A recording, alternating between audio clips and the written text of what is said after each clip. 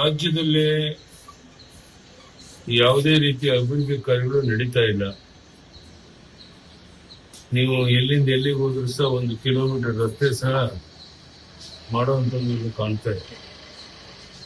ಸುಮ್ಮನೆ ನಾವು ಅಭಿವೃದ್ಧಿ ಮಾಡ್ತಾ ಇದ್ದೇವೆ ಅಂತ ಹೇಳಿ ಮುಖ್ಯಮಂತ್ರಿಗಳು ಕುಮಾರ್ ಅವರು ಮುಖ್ಯ ಹಾಕುವಂತ ಬಿಟ್ರೆ ಯಾವುದೇ ರೀತಿಯ ಅಭಿವೃದ್ಧಿ ಕಾರ್ಯ ಆಗ್ತಾ ಇಲ್ಲ. ಎಲ್ಲದರ ವಿರುದ್ಧ ಬೀದಿಗಳಿಗೆ ಹೋರಾಟ ಮಾಡುವಂತದ್ದು ಅನಿವಾರ್ಯ ಆಗಿದೆ.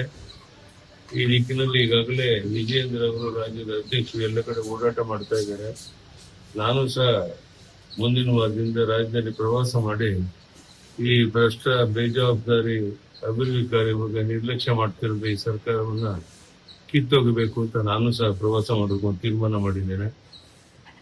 ತಕ್ಕ ಪಾಠವನ್ನು ಜನ ಕಳಿಸ್ತಾರೆ ಅನ್ನೋ ವಿಶ್ವಾಸ ನನಗಿದೆ.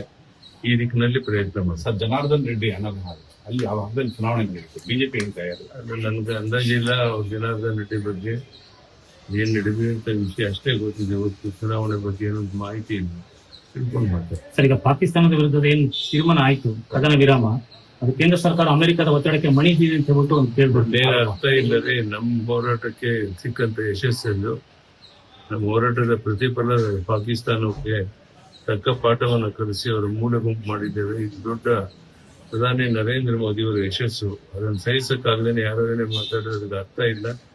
ನಿಜಕ್ಕೂ ಸಹ ದೊಡ್ಡ ಸಾಧನೆಯನ್ನ ನರೇಂದ್ರ ಮೋದಿ ಅವರು ಮಾಡಿ ಪಾಕಿಸ್ತಾನಕ್ಕೆ ತಕ್ಕ ಪಾಠವನ್ನು ಕಲಿಸಿದ್ದಾರೆ. ಅದಕ್ಕಾಗಿ ನಮ್ಮ ಪ್ರಧಾನಿ ನರೇಂದ್ರ ಮೋದಿ ಅವರಿಗೆ ಅಭಿನಂದನೆ ಸಲ್ಲಿಸುತ್ತೇನೆ. ಸರ್, ಈಗ ರಾಜ್ಯ